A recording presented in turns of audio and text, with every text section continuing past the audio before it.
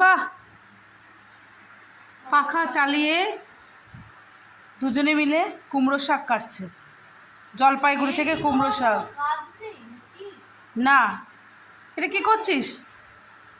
রান্না কিছুই করছিস না, কুমড়ো শাক কাটতে বসেছিস দুজনে মিলে। তাই নাকি? হ্যাঁ, কে রান্নাটা করি দেখ, কে রান্না করছে। এই দেখ, চিংড়ি মাছ করলাম। এই কুমড়ো শাক কিন্তু রান্না হবে না। তোমাকে দিলে তো পাখার হাওয়া চালিয়ে কারেন্টের বিল পুড়িয়ে মানে পোড়ানো হচ্ছে। আচ্ছা, বারবার যে ফোনে ব্লগ বানিয়ে বারবার ফোনটাকে চার্জে বসিয়ে চার্জ করে দিলে তখন চার্জ থাকে না।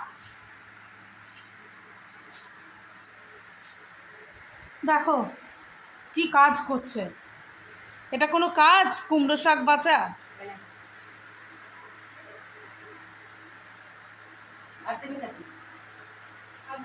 তুমি না, আমি জানি না এগুলো, আমি এইসব দেখার দরকার, আমি খাবো না, জানিও না। তুমি খালি খাও, যদি না ভিডিও বানিয়ে ছাড়ি তুমি খাচ্ছো। লোককে দেখাচ্ছি না, আমি সব তুলে রাখছি, আমি তুলে রাখলাম।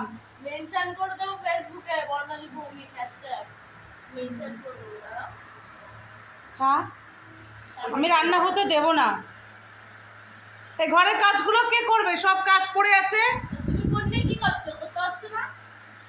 আমি তো দেখছি, এগুলো তুলে রাখছি যে কি করিস। দেখি কি কাজগুলো হয়ে যাবে। দেখে কাজ হবে না, মুখে মুখে তো ভালোই তর্ক করতে শিখেছিস। আমার থেকে শিখিসনি, তুমি এটা শেখা, তুমি শিখেছো। আমার অবর্তমানে তুমি শিখেছো যে আমি অফিস চলে যাই, তারপরে তুমি কেন? লোকে শেখে, ঘরে বসে বসে শেখে, এটা বলবো ওটা। ঘরে যদি কাজ না করে, কেউ যদি কাজ না করে, তখন সে কিভাবে কুচুটি বুদ্ধি আসে তাদের। ও মা, যারা কাজে ব্যস্ত থাকে তাদের তো মন এদিক ওদিক ঘোরে না, যারা কাজ করে না তাদের মনটা হয়। যে একজন জলপাইগুড়ি থেকে নিয়ে এসছে, ভাইয়ের বউ দিয়েছে কুমড়োর শাক, আর কিছু দেয়নি। ভাইয়ের বউ কুমড়ো শাক দিয়ে পাঠিয়ে দিয়েছে। কেন, গাজল ডোবার মামিদের কি কোনো কাজকর্ম নেই? কলকাতায় কি কুমড়ো শাক পাওয়া যায় না?